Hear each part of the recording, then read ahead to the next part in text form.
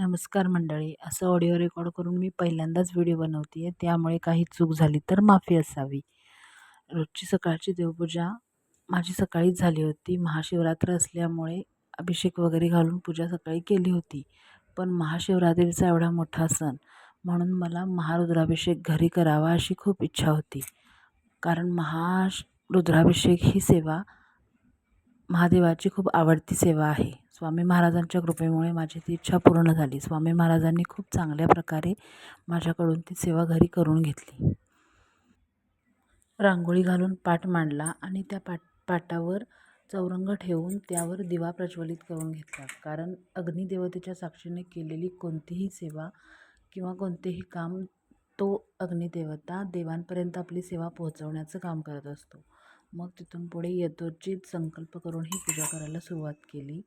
आधी पाण्याचा, मग दुधाचा, साखरेचा अभिषेक करून महादेवाच्या पिंडीला स्वच्छ करून घेतलं आणि मग त्या पूजेला सुरुवात झाली. सगळे मंत्र वगैरे म्हणून झाल्यानंतर ते जे तीर्थ तयार होतं ते अगदी अमृतासमान असतं. असं पाण्याचा आणि दुधाचा अभिषेक झाल्यानंतर पिंड स्वच्छ करून एका परातीत घेतली. कारण मंत्रोपचार चालू असताना जे तीर्थ साठतं किंवा जे आपण पाणी घालतो ते साठवण्यासाठी खूप मोठं भांडं लागतं. म्हणून मी ती महादेवांची पिंड एका परातीत घेतली आणि त्यानंतर त्याच्यावर मंत्रोपचाराची पूजा चालू झाली आणि हे एवढं माझं तीर्थ साठलं होतं. मग ते तीर्थ एका दुसऱ्या भांड्यात ठेवून महादेवांची पिंड स्वच्छ पुसून एका ताम्हणात अक्षता ठेवून त्यावर ठेवली. मग त्याची पुढची पूजा चालू झाली. आधी महादेवांना त्यांच्या आवडीचा भस्म अर्पण केला. मग त्यांच्या आवडीची पांढरी फुलं अर्पण केली. आज महाशिवरात्री असूनही बेल काही जास्त मिळाला नाही, त्यामुळे जेवढा मिळाला त्यावरच अष्टोत्तर नामावलीची सेवा करून मग तो बेल अर्पण करून घेतला. नंतर धूपदीप दाखवून फुलं वगैरे घालून वस्त्रमाळ घालून त्यानंतर आरती करून घेतली. नैवेद्य वगैरे दाखवल्यानंतर काही अशी दिसत होती माझी पूजा.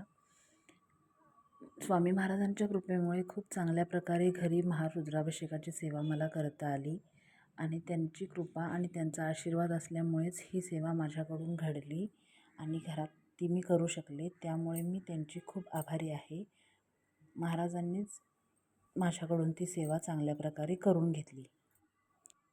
कोणत्याही अडथळ्याशिवाय सेवा निर्विघ्नपणे पार पडली हेच माझ्यासाठी महत्त्वाचं होतं. केलेली सेवा स्वामींच्या चरणी अर्पण करून मी इथेच थांबते. पण तुम्ही व्हिडिओ शेवटपर्यंत बघा, लाईक करा, शेअर करा, चॅनलला सबस्क्राईब करा. इथंपर्यंत आला आहात तर एक लाईक नक्की करा.